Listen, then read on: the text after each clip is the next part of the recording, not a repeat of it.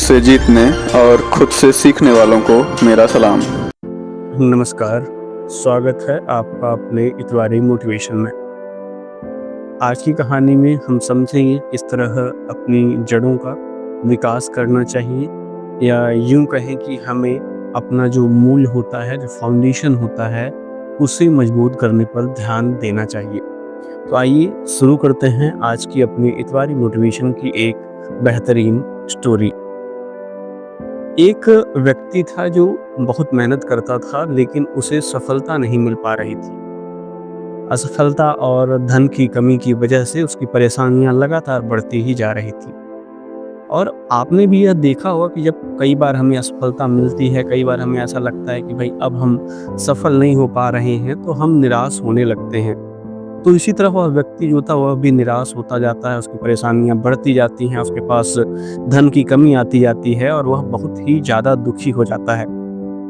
वह सब कई दिनों तक, कुछ समय तक वह यह सब झेलता है और आगे वह अपने गुरु के पास पहुंचता है अपनी सारी समस्याओं को लेकर, और उनसे अपनी पूरी समस्याएं कहता है, अपनी पूरी परेशानियां उनसे बताता है। उनके गुरु उसकी पूरी बात सुनते हैं और उन्हें ऐसा लगता है कि वाकई हमारा जो शिष्य है, हमारा जो चेला है, वह काफ़ी परेशान है और निराश है।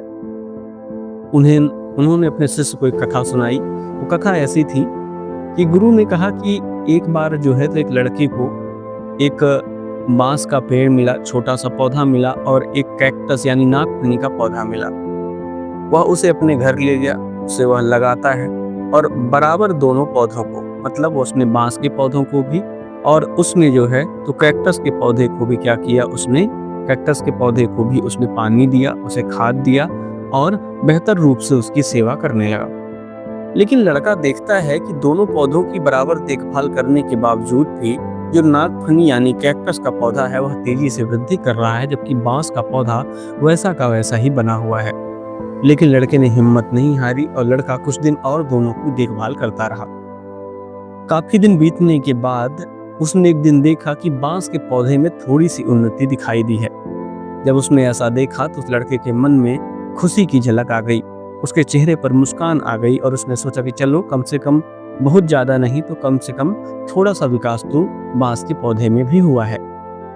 फिर वह देखता है कि कुछ ही दिनों में बांस का पौधा बहुत तेजी से वृद्धि करता है और कैक्टस के पौधे को पीछे छोड़ देता है, और कैक्टस का पौधा छोटा ही रह जाता है, जबकि बांस का पौधा काफी बड़ा हो जाता है।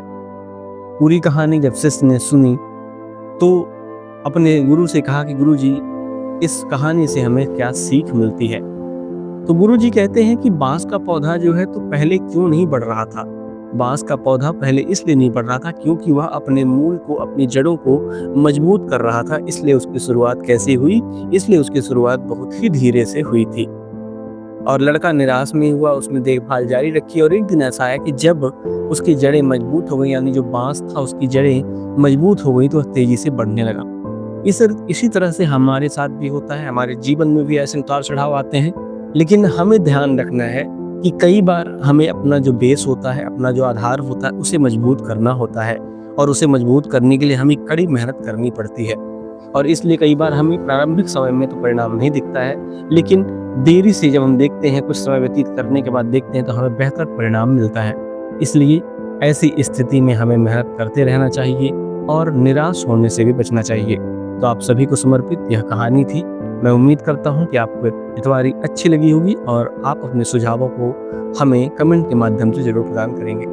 चलिए मिलते हैं फिर से अगली इतवारी में। तब तक के लिए हंसते रहिए, मुस्कुराते रहिए और सुनते रहिए अपनी इतवारी। हम जरूर जीतेंगे। धन्यवाद।